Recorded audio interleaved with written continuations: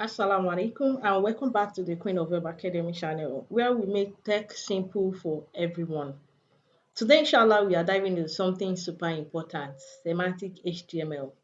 If you have ever heard that your code should be meaningful, this video is for you because this is what is going to make your code very, very meaningful.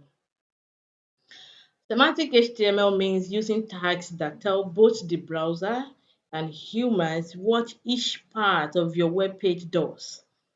You get it? Like it improves accessibility, it improves SEO, called search engine optimization, and makes your code clean and readable.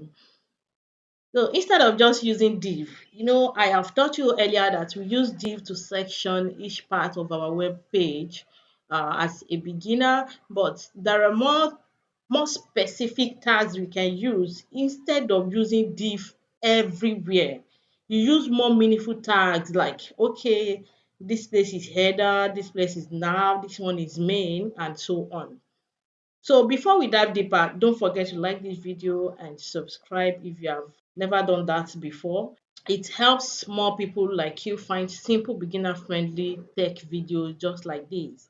All right, so now let's look at the most useful semantic tags in HTML and where you will see them on a web page. So I'm going to start with header. This time, you need not to confuse yourself with the word header because we have used a lot of words that has to do with or something. Let me go to my code editor. We are not doing much today. It is just a kind of explanatory video for you to understand your web page very well. Okay, so we have here. So this is a head. That part that you have before you have your body, that is a head. Then inside body, there is something we call heading too. And that heading is the H1 to H6 tag. So that is heading. So now this one we are talking about is header. We are so header and then it is just like this. It is a tag instead of using div to declare this part of our web page, this part where we have our navigation links or list rather. So where we have all these navigation links, we call the part header. We call it header. The same way we have header, we also have footer. All right. So instead of using div, we can just use div and put everything that we have here inside the div, and then in HTML in CSS we style it the way we want to style it. Every part of this web page we can use div, but div is too generic to tell browser or human what that part is actually talking about. So that is why we are learning this semantic tags, that they are so specific that it explains what each part is talking about. So now this is our header. That is the first semantic tag we want to learn. So our header usually contains our site logo, just like what we have here, and then main navigation, like all this navigation. So mostly it contains logo. If there is another title again, then all this navigation. Then aside header, another semantic tag we usually use is nav. So when we declare header, inside our header we will put this logo, which will usually be inside an image. Then after that, we're going to have nav. So it is inside this nav tag that we are going to have all these navigation links. So inside the header, you're going to declare, let's say, image and whatever you want to have inside your image. And then after the image, you can say nav.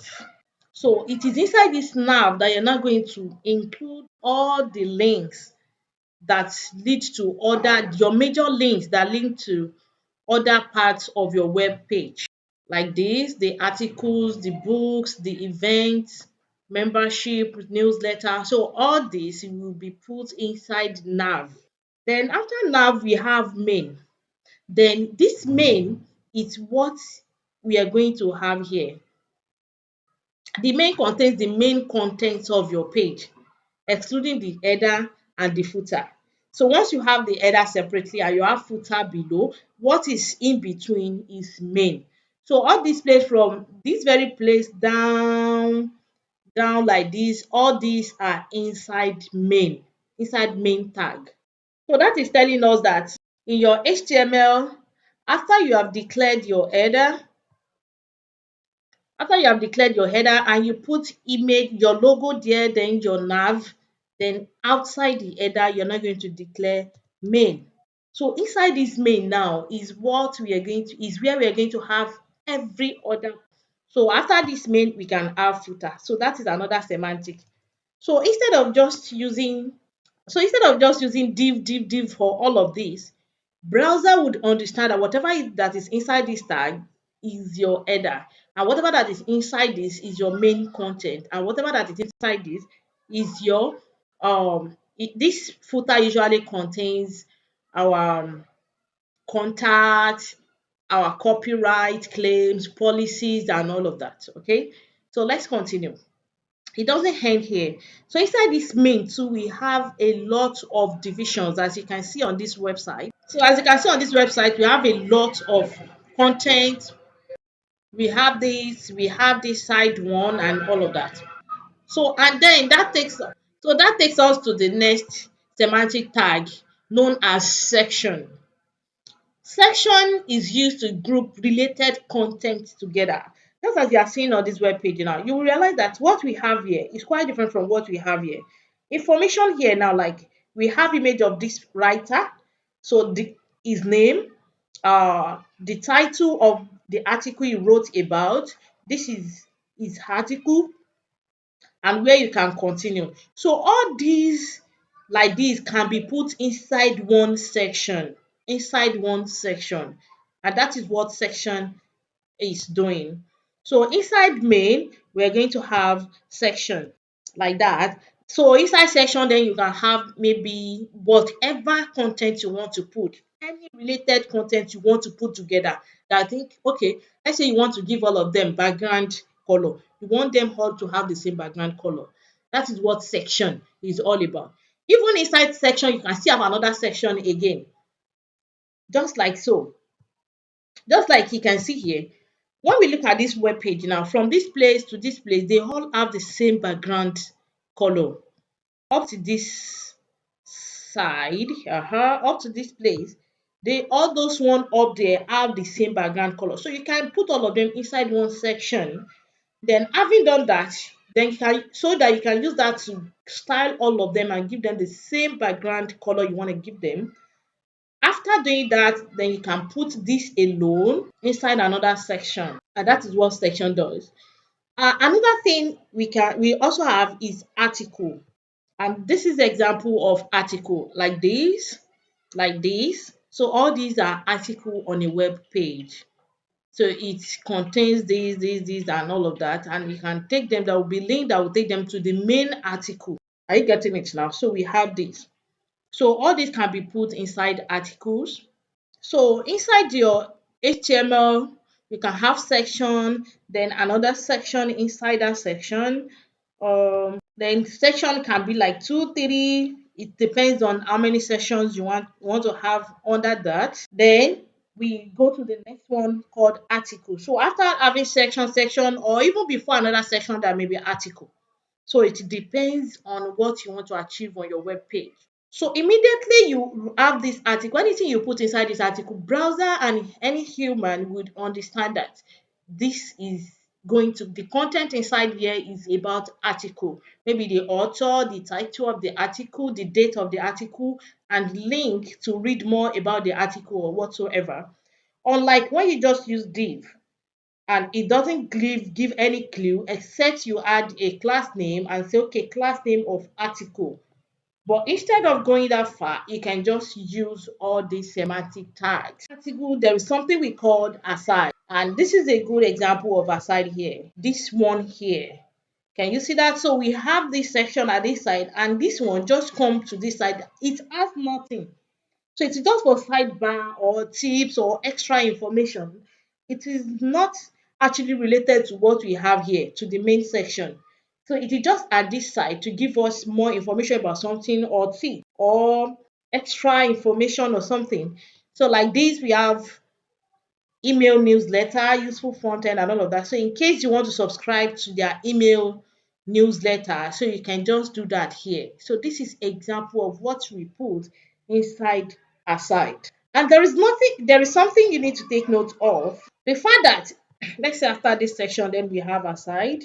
The fact that I declare this as aside and I put some content inside this does not mean automatically the content will be put aside on my web page. No, you still have to style it for it to be here. If not so, everything will just be like we usually have them on our web page. So everything will just be from up to down. So we only use CSS to put this one aside, put this at the right side, put something below, put something up, and all of that. Then this takes us to the next one. So on this page, you can see a lot of things. So like this one is a section, this is another section, and so on. When you come down, you're going to see a lot of sections as well. This is another separate sections with background color of blue, and this is another section. Or probably this background color of white might have been the background color of the whole body or the main. We declare the semantic tag as main that is comprised of all this. So that may be the background color given to main, and then only this section is given another background color of. So now we are going to footer, and footer starts from here. So footer start from this place. Footer sits at the bottom of our web page. Like we usually have copyright. Copyright can be inside this privacy policy here. We have links to many other things.